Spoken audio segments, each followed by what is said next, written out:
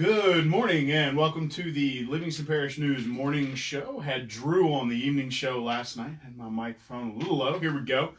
Good morning. My name is McHugh David, publisher and editor of the news. If you're joining us on Facebook Live, we appreciate that. If you're watching or listening to this later, I do recommend the listen. My voice sounds a lot better when it's highly edited, I guess you can say. We appreciate you as well. Thanks for joining us this morning. We come at you live at 7:30 a.m. A little late this morning. Do apologize for that. And at 4:30 p.m. in the afternoon. Been throwing some different people at you in the afternoon. David Gray took a lot of shows last week, or all the shows last week in the afternoon. Took Monday to this week, and then Drew Walker hopped on yesterday for the afternoon show. You can check that out, www.livingstonparishnews.com/podcast. We post all of these shows in video and audio format at that URL, as well as our long-form podcasts. We did one last week that was totally based around the election coming up in October. This week, we'll be talking sort of flood anniversary, that kind of thing, what's going on, what's happened, and kind of try to pull it all together. We're still talking about it 3 years later, which makes it different than 1977 and 83. So please be on the lookout for those. Again, that's www.livingstonparishnews.com/podcast. Those are free. We're also on Facebook, Twitter, LinkedIn, Instagram, and YouTube.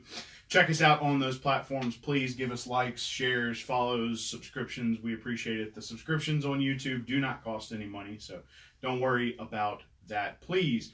We're also online, www.livingstonparishnews.com, and we have an app. It's $5 a month for a subscription. The app does not cost any money, so if you're interested in breaking news, just download it. You can ignore everything except the breaking news we have coming out, and we've got plenty of news to talk to you about today. But first, traffic. Also, traffic and weather are brought to you by brproud.com. We have a digital partnership with them. That's NBC, WVLA 33, and WGMB Fox 44, so we appreciate their participation with us. Heavy delays on 190 at 4-H Club Road in Denham Springs. Minor delays at 64 and Greenville Springs in Central. And heavy delays on I-12 heading westbound backed up past Juban, as well as 190 backed up past Juban. That'll be it for that, for the traffic. Sorry, folks. Tough commute this morning. Still, I think people are still trying to get back into the rhythm of things after school started. It's currently 76 degrees, high of 88 today. Another afternoon thunderstorms, system of thunderstorms is likely. 60% chance of rain. Staying low of 74 overnight. Staying in that afternoon scattered thunderstorms basically through the rest of the week. So let's jump into it. A piece of breaking news yesterday afternoon. The Parish Council agenda came out, and on it was an introduction for the Parish Council to adopt the Envision Living Master Plan, which was created in the beginning of the 2010s. It was adopted by resolution by the council in 2013. Resolutions are non-binding agreements, so it never went anywhere. Nothing happened with it. Towards the beginning of the year, Parish Councilman Tracy Girlinghouse pushed the council to say that we need zoning. We need to do something about all these zoning issues. Well, they created a master plan committee. At the most recent meeting, the committee finally was able to get Mark Harrell in front of them, who is the sort of master grant writer for the parish. And Harrell said that not only would they not be able to update the old master plan, they'd have to start from scratch if they were pursuing a grant. If they wanted to do parish-wide sewer and parish-wide drainage, it would cost. It was going to cost. You're going to have to get engineers involved. And suddenly you were talking about $500,000 just for the zoning, and then you were getting into the $1.5 million, $2 million range if you were including master drainage and master sewer. Girlinghouse said that, and also I should say that Harrell added a timeline of something crazy, like 2 or 3 years. And I guess that's not necessarily crazy. It would have taken a long time, considering that the push currently is for just the zoning. So Parish Councilman Tracy Girlinghouse said that he was going to take a step back from the committee and try to introduce the old master plan as an ordinance and then adjust as necessary. We'll see how that pans out for him, but he said the responsibility should not lie on that committee for a sum of that amount.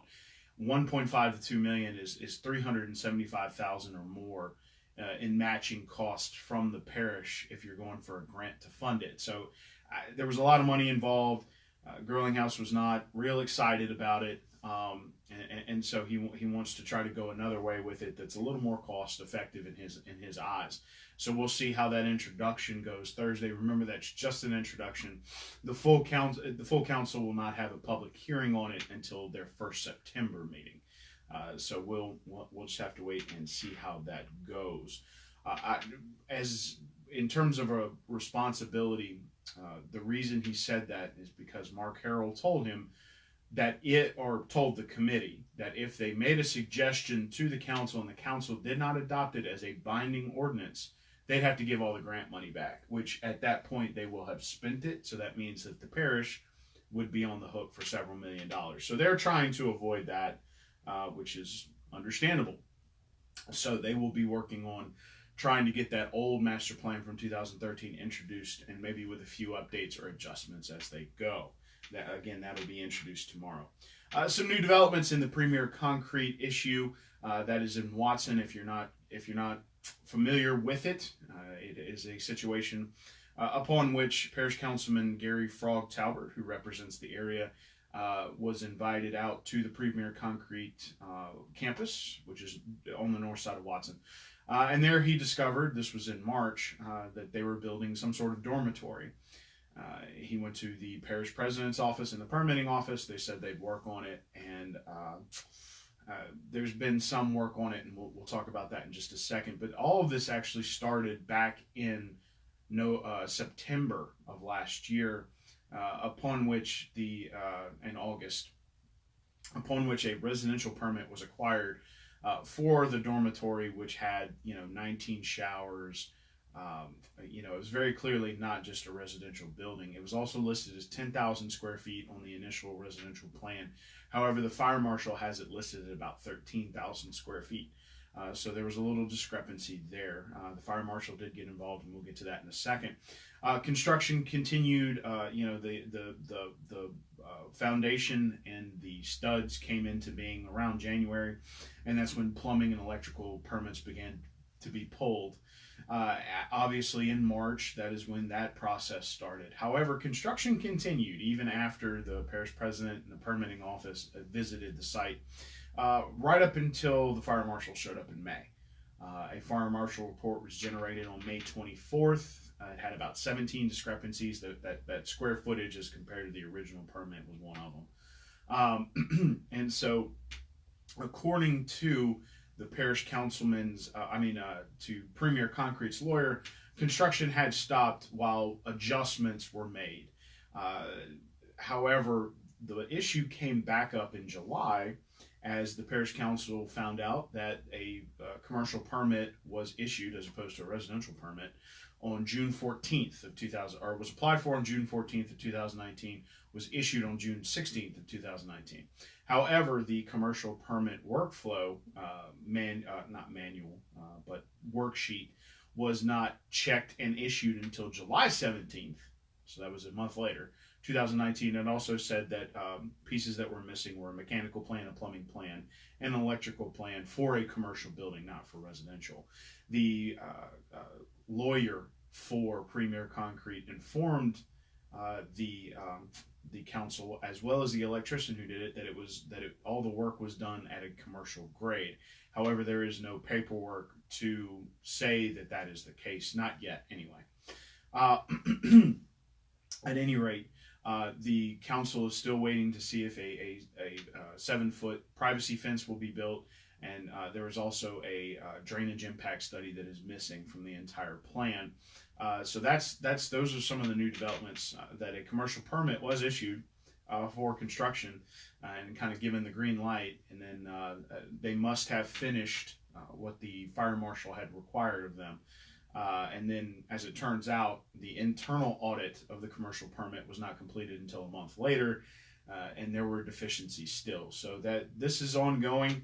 The resolution that the council passed was sent to Parish President Leighton Ricks, demanding that Premier Concrete go back through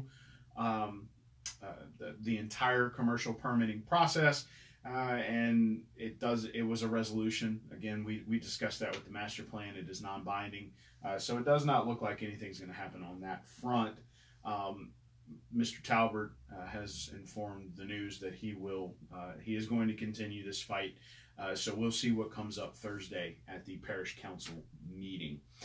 Speaking of Mr. Talbert, in May, Ward 2 Water acquired Port Vincent Water Company, their water well, and according to Talbert, Ward 2 has been operating very well in a business-like manner and has been providing very good water, which is why the town offered to sell them the well. However, that puts a large swath of land between Ward 2 Water's main service area and Port Vincent. Mr. Frog Talbert has introduced an ordinance that will take several weeks of advertising to expand the boundary of Ward 2 Water to run down Juban Road and 16 and take in Port Vincent. Mr. John Wascom, and that was an introduction again, and because of advertising requirements for such a thing, it will be September 12th, which is the first meeting of the parish council before that comes back up.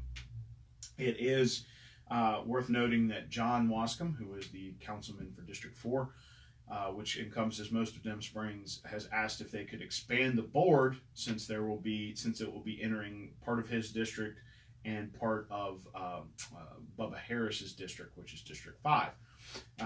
To which the council said, that's fine, we just need that at a later date. He will be discussing that, and that would be Mr. Wascom will be discussing that tomorrow night's parish council meeting, and we'll see where that goes.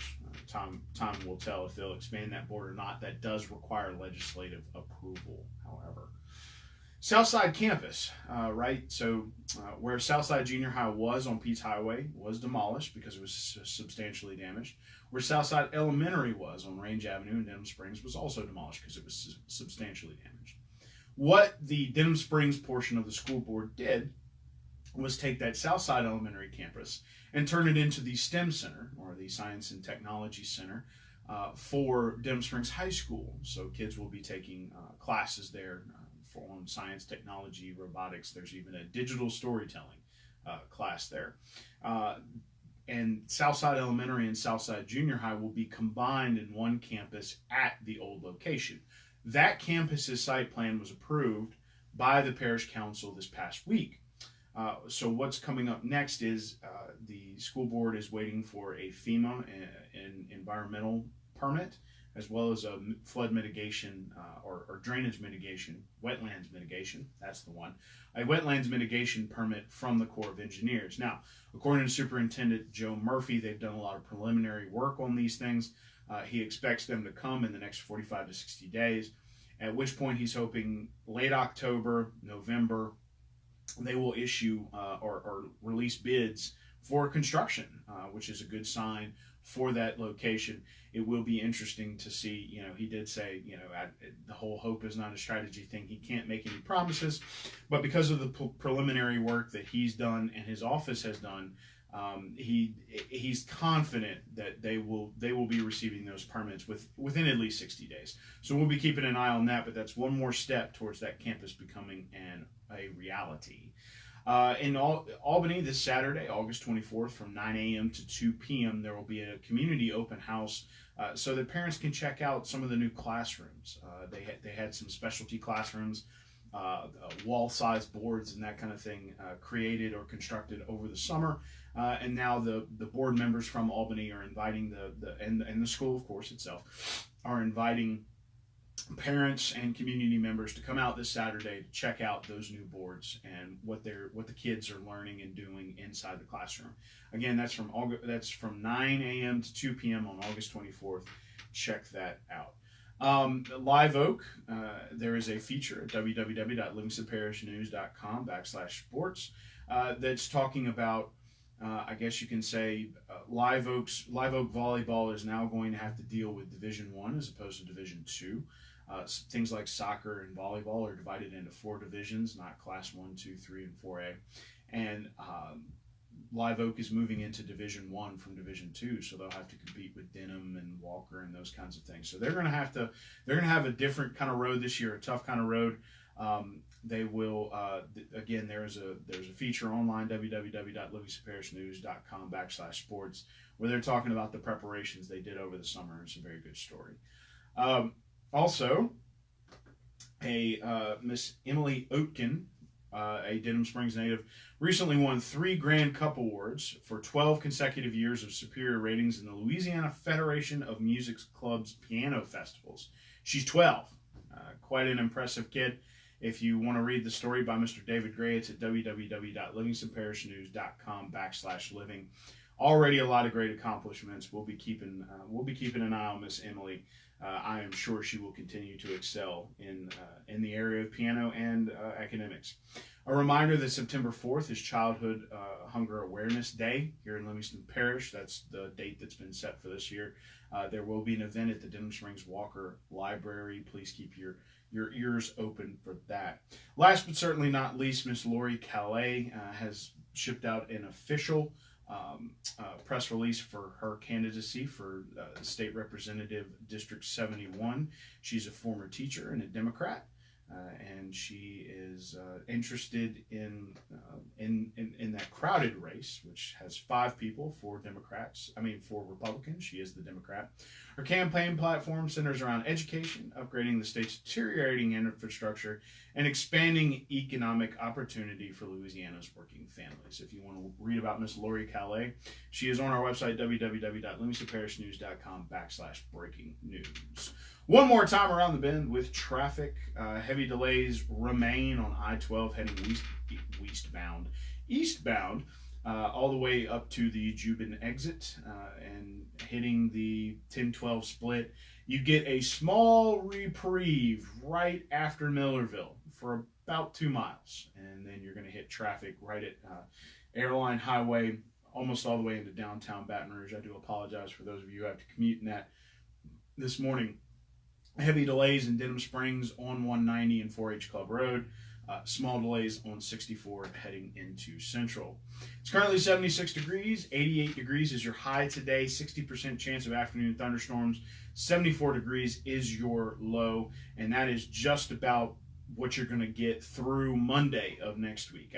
Afternoon thunderstorms, highs of 80s, highs in the mid to high 80s and lows in the mid 70s. Again, we'd like to thank NBCW VLA 33 and WGMB Fox 44 for their digital partnership. They are brproud.com, and they provide us with our weather and traffic.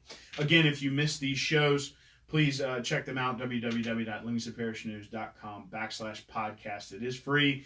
We give you the audio and the video versions for you to watch. Take your pick. If you are watching live, we appreciate it. If you listen to them later, we appreciate that as well. Just don't watch and drive, please.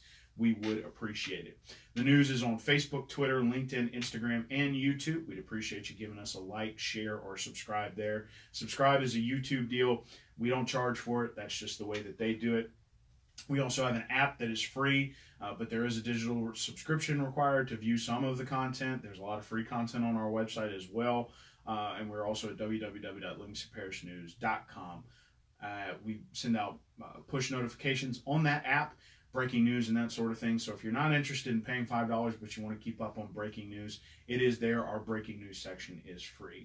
And once again, my name is McHugh David, publisher and editor of the news. Happy hump day to you. We hope you make it a good one. And we'll be coming at you. We'll have a surprise in this seat. Maybe it's David, maybe it's Drew, maybe it's somebody else. You'll find out at 4:30 p.m. this afternoon. Have a great day.